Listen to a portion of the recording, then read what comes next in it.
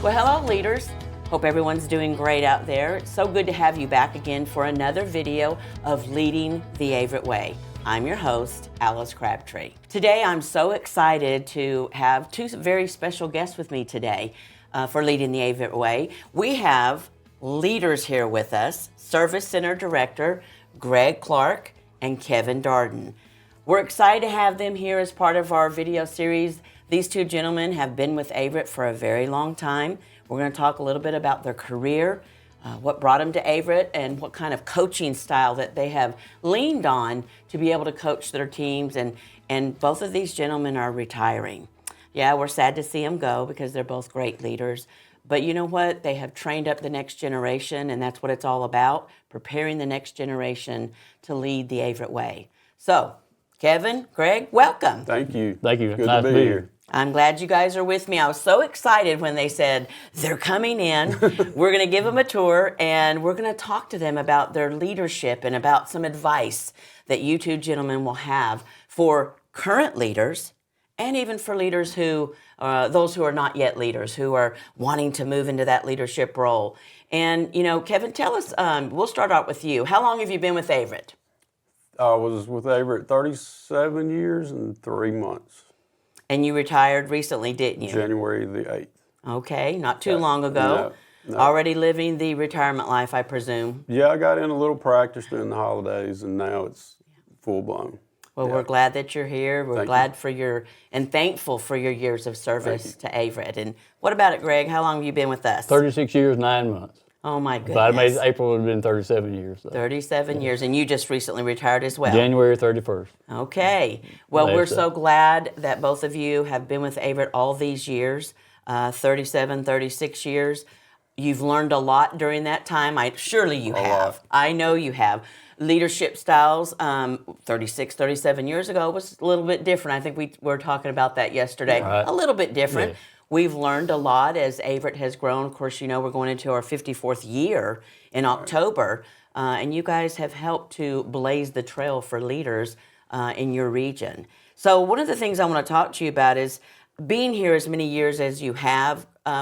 Greg, tell us, what has kept you here all these years? Well, I know everybody says the same thing, but it's the people. You know, It always goes back to the people, and just been a great company. And my daughter was born, and she was premature when she was born. And my wife and I was at the hospital in Birmingham, and we left and for a little while and came back. And the nurse there said, a guy named Barry came by here and said that he wanted to come by and check on your daughter. So, you know, it's always been a special thing. It's like family. Yeah, not just worrying about work. Right. But Barry being your... He was our regional director at the time. Okay, come to check on you, Yes, see he how came to things check are on going. Mm-hmm. That's the family atmosphere that we all love so much at Averitt. Yeah. What about you? What's kept you at Averitt so long? It's the people, no doubt. The guys and gals from Region 3 that have become family. The people up here that have become family. I mean, you know, people, it's family, it's family. It really is. It really is. That's part of who we are and part of our, I know you guys know, our winner circle tells us it's our customers, our associates, and our future. And then our beliefs, our 4 beliefs talks about that we are, the Averitt way, that we are always Averitt. We're always going to be a family. And, some of us even have family that work at Averitt. Right. So that makes it even real. So when you guys, being service center directors, okay, Kevin, tell me maybe, all of us at one time, us being leaders, we have to coach our associates. We see an associate who maybe isn't doing what they were hired to do, maybe struggling with being on time, maybe struggling with not doing what they've been hired to do. For you, Kevin, and then we'll talk to you in a minute, but for you, what are some of the techniques that you use, some of the Averitt coaching techniques, the way we do it, to coach an associate that can help those leaders out there, especially the new ones? Well, I think timing is a big thing because you don't want something like that to linger. Yes. So the sooner you see it and the sooner you can fix it, the better off you'll be. And we've always used our go-to guys, our driver sales guys that are the guys that get it right, they do it right, they know the culture, they know that.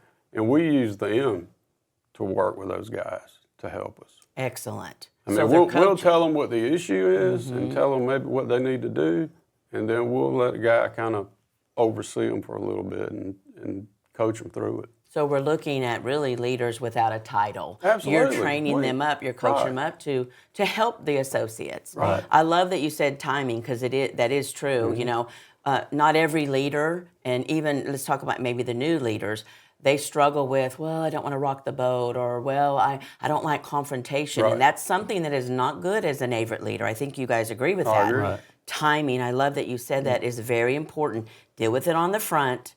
Don't wait, right? Is that the advice you would give these leaders out here? Yeah, it takes the confrontation out of it. Yeah, it does. What about you? What is your go-to in a coaching situation with someone? I've always liked to get the associate involved in his own problem, you know, and Explain that. What do you mean? well, you know, if you got a guy with low productivity Yep. numbers during the day on his route or whatever, his aim numbers aren't good. You know, what can I do to help you?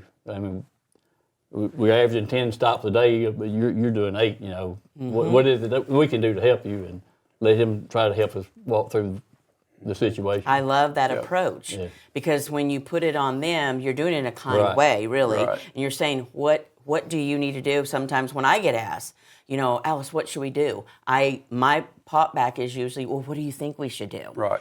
And that's what Absolutely. you're saying. What can we do to help you? Right. Yes, what can I do to help you? So I appreciate you guys doing that. I love you sharing these tips with our leaders out there, because, you know, we're all growing, we're all learning. I don't think in leadership we ever actually arrive. I'm the best leader. There's no such thing. Right. It's constant growth. Yes. Right. But, you know, those of us who have been promoted into a leadership role, we have the mantle. And we've got to carry that mantle of doing things within the Averitt culture. Right. What would you, Kevin, what would you like for your Averitt legacy to be? What do you want the folks, first off, for you, the folks in Gadsden, second, the folks in Region 3, and then third, the folks at corporate and around the field know about Kevin Darden as your legacy? I think all 3 would be the same. It's just that I always tried to do it the right way. Tell our leaders, what is the right way? What do you feel is the right way for an Averitt leader to do things?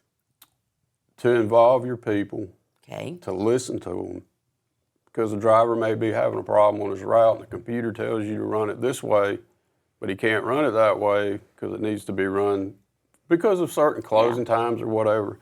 But just listen to the people. Just listen to them and let them have input, because what that does, it helps them to buy into what we're doing. And when they buy in, that's when you've got the golden nugget. Absolutely. You become unstoppable as a service center. Absolutely. You become successful, and, Right. and your people feel empowered. That's they the feel key. they feel valued, That's don't the they? key. Yeah, you want that's what where that family atmosphere comes Right. from. What about you? What do you want to leave, Greg? What do you hope your legacy will be from Opelika and again Region 3 and the field and corporate? Well, I hope my associates thought I've always been fair. Good. And I've led in the way I'd want to be led. I wouldn't ask them to do anything that I wouldn't do. And hopefully in the region, I've helped support the region and Well, you've been here 36 years, 37. I think you have. I think both of you are a true Averitt leadership success story. That's one of the reasons we're talking to you today. You are someone we want to hear, we want to listen to. Being new leaders or even seasoned leaders who kind of, I'll give you the visual, who've maybe got a little cold, just burn out, maybe a little bit, tired. We all do it from times, but you guys give that encouragement. We want to encourage them. Get that passion back, get that fire back, get excited about what we do. First off, for the people, what you said and what you said, I love that. It's always about the people. It is. You know, our driving force is people. And Gary says that all the time. That's where our focus should always be, then the rest will follow. I know that for over 3 decades that you guys have been with our team, long time. What do you see, and we'll start with you, Greg, for the future of Averitt? there's no limit to the future as far as I can see with Averitt. Gary Sasser came to Opelika in the early 90s. We're outside and he had a little podium. And he said, "You guys, we're always going to pick up and deliver freight. But 20 years from now, we won't be picking up delivering freight like we're doing today. And what do you mean? You know, we couldn't fathom what he was saying at the time. Right. But then, you know, now we got 5 verticals. There was no such thing as expedited or imagine picking up a shipment in China and delivering it Right. I know. in on a Opelika, container. Alabama. Right. You know, that wasn't even thought of back then. Yeah, he's true. He is truly a visionary, isn't he? And I don't think there's a limit to where that would stop. Yeah, he has a saying, the sky's the limit. So, and what about you? What do you think, what do you see and imagine for Averitt in the future? I agree with Greg. I mean, the sky's the limit. I mean, as long as we can keep the culture solid, which there's no stopping us with the culture and with our people. We keep promoting from within. There's no limit. There's no limit. I mean, there's going to be some storms. It always is. I mean, the economy goes in cycles, but we're strong enough. We weather the storm. We come out stronger on the backside. I love that. And that right there is what, again, having 2 of you right here today with these great years of service, that's what happens. Because we weather those storms together as a family. Right. And not only through our company, but I know I've heard you both mention this, but with the folks that, you know, report to us, you weather storms with them, right, in their personal lives. Right, absolutely. You know, babies, deaths, births, graduations, you know, taking care of mom or dad now, moving in, you know, all phases of life. Right. You know, being at Averitt as long as you both have, I know you both know very well the benefits of having a profit sharing program. You guys both know that years ago, Gary said that if we all work together for a common goal, then we're going to all be rewarded for that. So, Greg, when you talk to your associates who may pop in, who may stop you on the dock, who may come in your office and say, "Hey, what is this again? Talk to me about profit sharing. Why is this important to me?" How do you talk to them about the program of profit sharing? Well, one thing I like to do is take, for instance, the claims ratio. Okay. And say, you know, we've gone from a 1.5% claims ratio down to the, you know, sub 30s, 0.3 now. And how much that money goes straight into your profit sharing. And which, you know, everything you can help to add to our profit sharing gets you down closer to the road to retirement. And what do you tell them when they say, oh, so it's a match? No, it's not. It's better than a match. It's better. You make it as good as it can be. It's up to you to make it. That we all have a role in it. Right. Kevin, how do you coach them up? I think you start talking to them about it as early, I mean, from the day one. Yeah. Because the numbers in the last few years that we're putting up and putting into profit sharing I mean, it's off the charts. It is. You can't get that type of return somewhere else. And for building somebody's future, that's how I sell it, building your future. And you get out of it what you put into it. And like Greg said, the claims, accidents, injuries, everything, it's all the big picture. Let me ask this final question, okay? I want you to think about it. While I have you here, I mean, truly, think about this question and what, 1, 2, 3, 4, I don't know, whatever you have, truly, what advice for a leader, whether seasoned and has lost their passion, needs some encouragement, or a brand new leader who is full of passion but doesn't know where to go, needs training, coaching, needs guidance. What advice, let's start with you, Kevin, would you want to leave 3 or 4, whatever, for these leaders? I think you set the example with your work ethic, strong work ethic, because it's hard for you to hold somebody else accountable if you're not in there every day doing what you're supposed to do. I think you train as many people as you can train, cross-train as much as humanly possible, because you're going to need those people one day. As people retire, as people leave, or they change positions, whatever, you're going to need them. So I think you just got to train your people up, and you got to get the buy-in of your people. And you do that by setting the example. Yeah, because that's very important, the buy-in. They join your excitement. You know, when you got someone who's full of energy and excitement and believe in what we believe in Averitt, they'll follow you. and they'll do it with a pure heart and knowing that you embody, the beliefs of Averitt, and they'll follow you. Well, and those, go ahead. I'm sorry. No, go ahead. Like in Gadsden, David Parker took over for me. Yes. David's dad was the first driver I hired. Wow. And David worked part-time while he was in college, and now he's taken over. Heath Morgan, that runs our outbound, his dad was the third or fourth driver I hired, so he's still there. And Alan's McIntyre, best frontline leader in the company, he's been there with us, I think he's in his 36th year. And we just had the best people, and we just all worked hard, worked together, and that's how you make it work. I love that. I'm glad that you made sure to share that because that is important. Also, that part of the family. Absolutely. Even though, right. he was raised up Averitt, pretty much. True. True, raised up Averitt. Yeah. So I love that. What about you? What advice would you give? That's pretty much the same thing as Kevin said, to train your people. Since I've been servicing direct, we've only hired 2 people outside of the company. They were both in sales. Okay. Since I've been in Opelika for 36 plus years. But everybody's been trained up through the system. I started off as a driver. Okay. And went into sales and then the service center director, and both my frontline leaders now, and my sales guy also. Well, the service center director in Opelika now he was part-time on the dock. Everybody had started part-time on the dock and worked their way up through our ranks in Opelika.